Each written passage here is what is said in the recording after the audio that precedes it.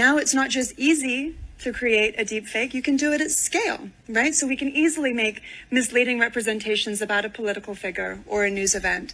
And it doesn't require sophisticated computer skills. It's really easy just to do that at the click of a button. Now, the solution isn't to ban the technology, right? There are plenty of good reasons and good uses that this tech can be put to. But it tells you why governance is so important.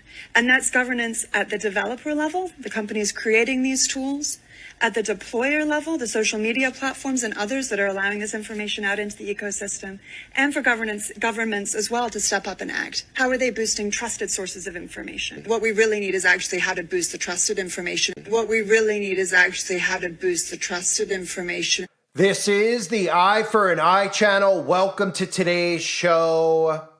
We need more governance. Have you not heard the outcry yet? This is what, of course, the globalists are calling for, telling us that we need more governance, and now, of course, convincing a lot of the brain-dead zombies out there that things like misinformation need more governance, thus giving them more power. And then nobody asks the question of who is dictating what is actual information from disinformation. Instead, what they're doing is saying, we've got to stop this. And of course, they're using the political ideologies to make people want more censorship and more global governance without realizing that it's these wicked people who are tyrannical dictators for the most part, who are trying to police what can and cannot be said, thus eventually making sure that nobody questions them, the authority over all of us and the rulers over all of us. And of course, we're using technology here to bring about more governance. Now, I'm going to get into the Summit for Artificial Intelligence, which occurred at the World Economic Forum here in November, just a week or two ago. And a lot of the frightening things they talk about in regards to we need algorithms to promote what they call trusted sources of information to boost that. And of course, talking about predictive policing, which again leads to pre-crime, which I've covered in the past over and over. These are all really important things that everybody needs to know about. I also need to make you know about this other important thing, which is my other channels, United, Uprising, and A Call for Vengeance. If anybody out there is interested in potentially live streams, which I'm leaning towards doing in the future very, very soon, live streaming, interacting with you guys, answering questions, etc., make sure you subscribe to my other two channels linked below now, because they will only be occurring on those channels. If you want to be a part of that, do so now. I'm also going to be uploading exclusive content and new content on those channels too, so I need more people to subscribe to those channels if you haven't yet. I am 2 strikes away from termination on this channel. If you're new to my channel, this is what happens every few months, which is why nobody knows where to find me. So make sure you sub to those channels. Now, one more strike in this channel will be a 14-day ban, so you won't see content from me and you'll wonder where I am. So just make sure you sub to those channels now, link below.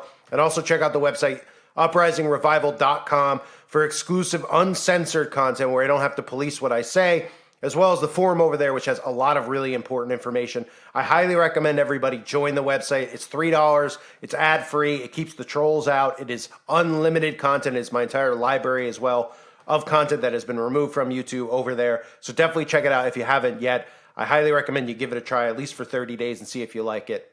That is uprisingrevival.com. So let me cover here what has just occurred at the World Economic Forum, because they're talking about having a UN advisory body which will be created to address global AI governance. And nobody thinks anything of this governance via artificial intelligence. I've talked about the dangers of a lot of these shows and these programs that are getting promoted as far as in the true crime demographic, where they talk about how artificial intelligence is solving crimes and policing, etc.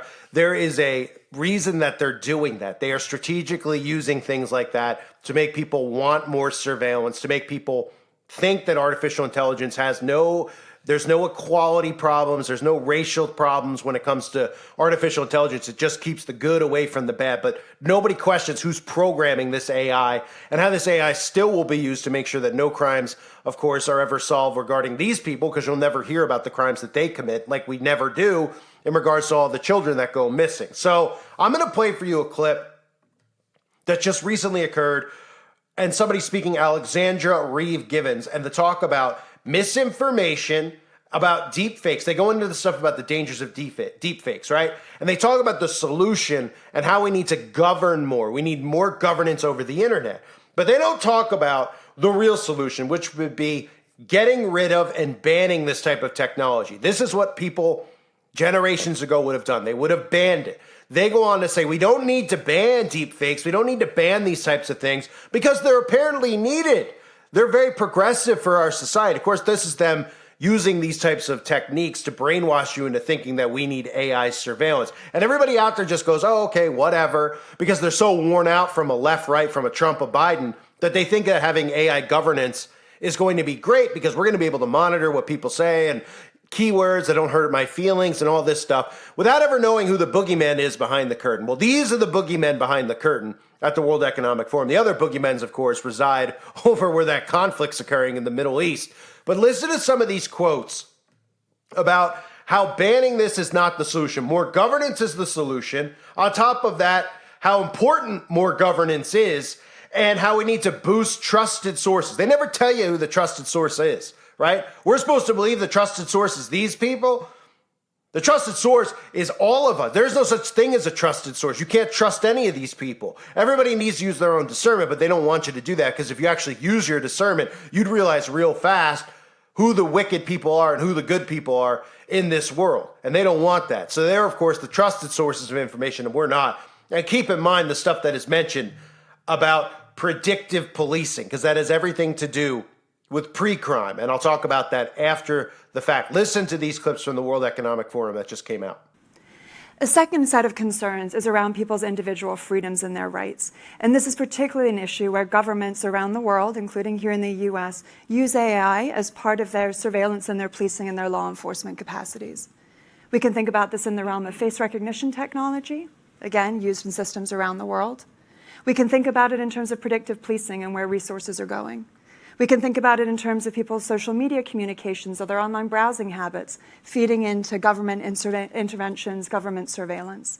That is all powered and enabled and will be increasingly enabled by growing AI capabilities. We need governments to be accountable when they're using the tech in this way. The third and final bucket that I'll touch on is informational harms. And this is a big one because we live in a connected society and there's so much benefit that comes from this. But at the same time, we have to think about how AI recommendation systems, this is where generative AI comes in as well, can impact the way in which we access information around the world and the way in which we communicate with one another. So you can think about this in terms of representational harms. When you ask a generative AI, a company to write a story or to create an image for you, what story is it telling and how is that story showing up? Is it able to tell a story about a same-sex couple? Is it able to generate an image of somebody who is a CEO and have diversity in how that CEO is represented? When you think about mis and disinformation and the growing risk of deepfakes, we already know that access to reliable information in our connected age is a challenge. We've seen that play out in the United States at home as well as in countries around the world. Now it's not just easy to create a deepfake, you can do it at scale, right? So we can easily make misleading representations about a political figure or a news event. And it doesn't require sophisticated computer skills. It's really easy just to do that at the click of a button. It's easy to not only do it once, but to a coordinated campaign where it can look like different actors are generating similar images. So it creates an even better kind of indicators of truth. Now, the solution isn't to ban the technology, right? There are plenty of good reasons and good uses as the tech can be put to, but it tells you why governance is so important. And that's governance at the developer level, the companies creating these tools, at the deployer level, the social media platforms and others that are allowing this information out into the ecosystem, and for governments as well to step up and act. How are they boosting trusted sources of information? How are they showing up in this confusing moment to help people pierce through and get the information that they need? So this is all frightening. These should be the things that keep people up at night. These people who are unelected, meeting here, telling us about what needs to be done. And of course, the real thing that needs to be done, the real solution is to ban the technology. That's the solution. It's simple. Ban it. But they don't want to ban it because the technology is what is needed for this enslavement system. So of course, banning it would not be the resolution. More governance is the resolution. Now, people out there will say, oh yeah, maybe we should ban it. And they'll come out and they'll say things like, yeah, but if we ban it, we can't have the internet, we can't have our phones, we can't be connected to each other. So they try to say that the pros outweigh the cons. In reality, the beginning of the downfall of humanity has begun with the internet, has begun with social media. This is why, on top of many other reasons with the mental health crisis that's going on that they claim, a lot of that obviously has to do with the big towers that are around us And of course, the stuff that they're pumping and gaslighting people with through the television systems. And this, of course, all ties into the internet, social media. Social media is needed, obviously, to keep control of people, to control the behavior of people. That's why you see people taking photos of things, walking around taking selfies. This is not normal human behavior. They are on autopilot doing these things because they've been programmed to do these things, right? And they can't snap out of it because they have the technology in their hand, and this is what they've been programmed to do. The thing that they're afraid of with social media is me and you. That's what they fear. That is why the policing needs to be done, because they don't want people to break up from this programming. So that's the big key here. What's misinformation and what's actual information? Of course, we're all labeled misinformation because we're a threat to stopping global governance. If people realize what these people are actually saying, this will be stopped and can be stopped, and they can't have that happening. So banning technology is not the answer because they want to keep the technology, because the technology is what's going to be used for the surveillance state to have control over your everyday life, your every thought, your every movement. All these devices are needed to track you and monitor you, right? And then on top of that, they use, like I mentioned, with the pre-crime, right? The constant using of these shows. There's a reason that all of a sudden these police type shows have gone so viral and so mainstream. There have been shows in the past like Cops, like Unsolved Mysteries.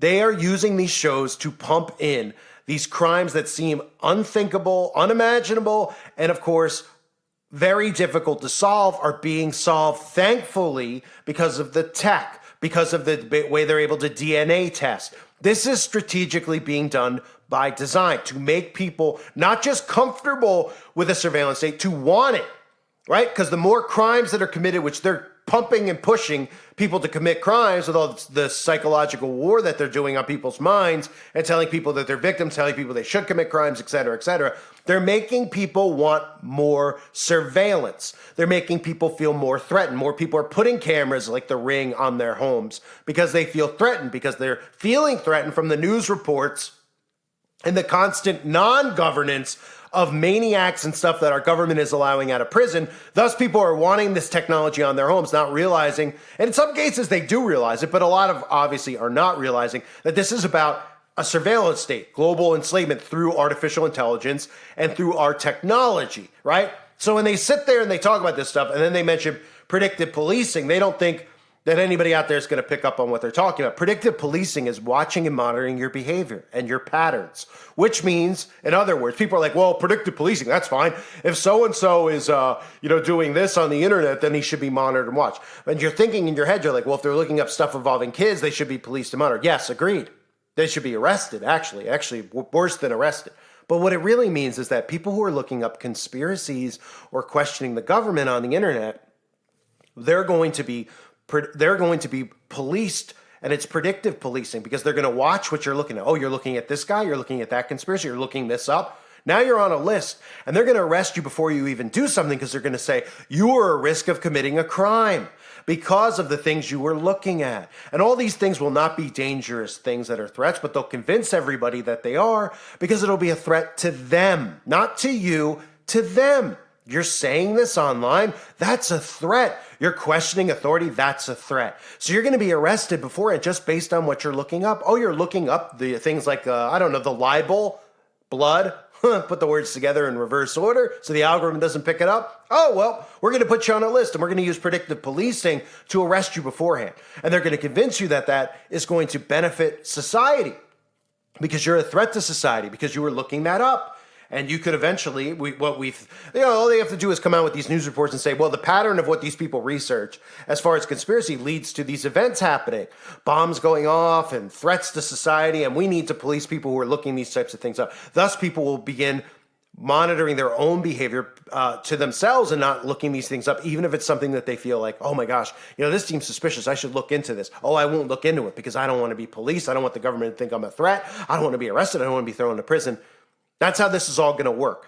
Policing at every single step along the way with technology hooked up into it, which means your thoughts, what you're looking at, what you're possibly, where you're going. Are people meeting up who also look up the same type of stuff on the internet? Well, we'll have to police that because that means if person A and person B look into conspiracies and then they're saying they're going to meet at a location, well, that could be a threat. They could be starting a militia, etc. And they'll convince everybody out there that what they're doing is for the benefit of them, but it's not. It's for the benefit of these elites, these globalists, who are the ones behind the AI governance. Now, nobody elected the UN. Nobody knows who the people are on the board of the UN because they're not told to know, and they're not told that it matters, but it does matter.